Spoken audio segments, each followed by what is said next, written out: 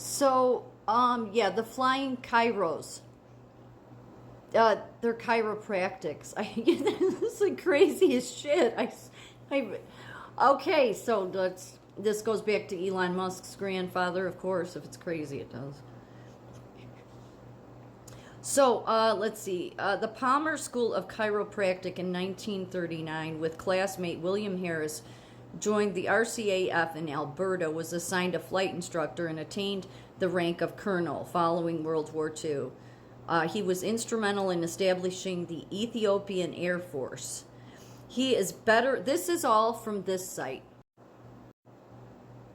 So it's the Flying Chiros part 1 of 2. So it's the dynamic chiropractor. They call them the Flying Chiros. It almost seems like it's deliberately and I can't, this is just speculation. Like, was this a way for the military-industrial complex to advance itself? Because this is all like chiropractors that have a hobby for aviation, okay? But yet it's massive, okay? So it goes on to say here, he's better remembered for his supervision of a leaper colony in Ethiopia election to the Canadian federal parliament leadership of the Social Credit Party. So all these chiropractors are all tied to that social credit score. It's part of that party. I guess it was actually big in Canada. So maybe that's why Canada has so many problems. So it says here, I'll show some other pictures of like Elon Musk's grandfather. Chiropractic leaders found that commercial aviation assisted them in their professional activities. How is that? By shortening travel times greatly in comparison with train travel. Palmer graduated John J. Nugent, D.C., president of the COSCEB, C-O-S-C-E-B, when he was appointed the NCA's first director of education in 1941, made extensive use of commercial aviation to fulfill his responsibilities as inspector of chiropractic schools. 10 years later, he was able to have flown more than 180,000 miles. There's a lot here. So it says here, chiropractors were active in aviation between the wars.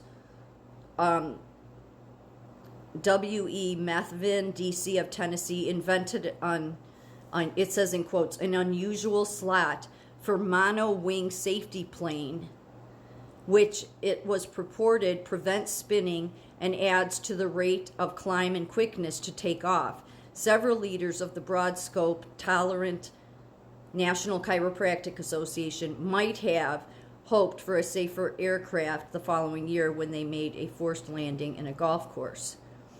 So I'm just going to, there's just something more to this.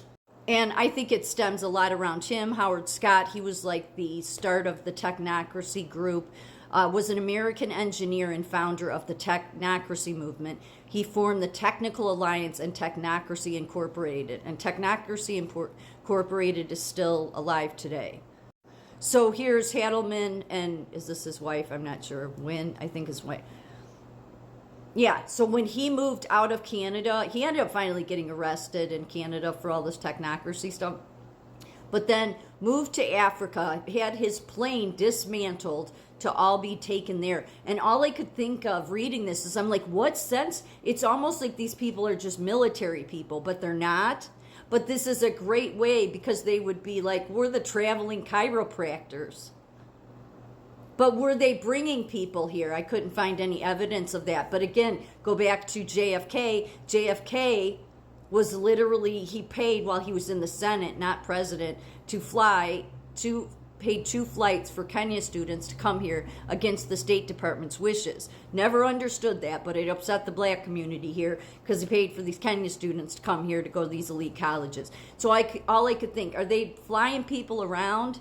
I don't know. Couldn't find anything to that. I just feel like it's tied to the military-industrial complex. This just makes no sense. And all I can find is this is a hobby. They enjoyed this. This helped them do their their jobs better as It's like, what? Sorry, maybe somebody can fill me in. Not getting it. Hadelman somewhere in here, Elon Musk's grandfather. Yeah, these are all chiropractors. They're all in aviation, because the majority of these people were part of the technocracy movement, the social credit system movement. Currently, and I said this site, you can go find it. It's called the Dynamic Chiropractic. That's what all these flights were, and they're still alive today. Before I get on to showing you what they have posted today, see, they're all chiropractic, and they're all chiropractors. So it seems like something maybe, underhand, like, I don't know. I'm just speculating. So, but currently, what their future is this. The future of regenerative medicine lies in the hands of chiropractors. Okay. So again, you see it's anti-aging, it's all this, let's not die. Not that I'm into dying or anything, I'm just saying these are like transhumanists.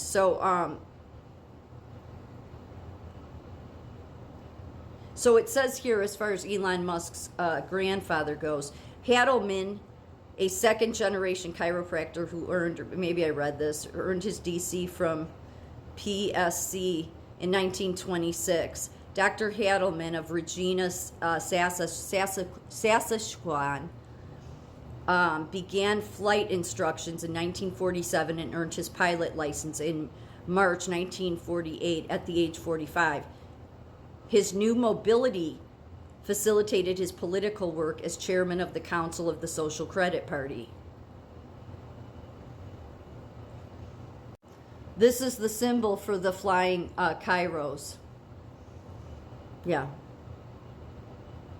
It goes on to say here about by flying rather than taking the train, however, this initially quite practical orientation would turn into an obsession and a new career for the adventurous chiropractor. That's all they say, is that, oh, he was just an adventurer flyer. Okay. All right, whatever you say. I still say there's just, because it says here, in 1952, the Hadelmans flew their plane from Pretoria, that's where they lived in Africa, South Africa, to Oslo for an invited presentation to the European Chiropractic Union. The trip involved flying through Africa, Spain, and France, with a stop in London to visit with British chiropractors before taking their journey to Norway. Sorry, I can't speak. So does that not seem crazy to people? That just seems like no, there's more going on here. Like you're hiding behind this. Like there's this many chiropractors that want to do aviation.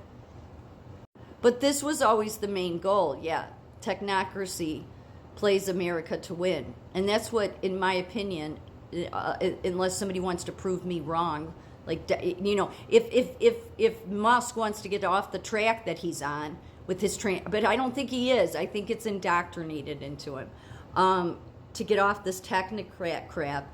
But it's also not just technocracy.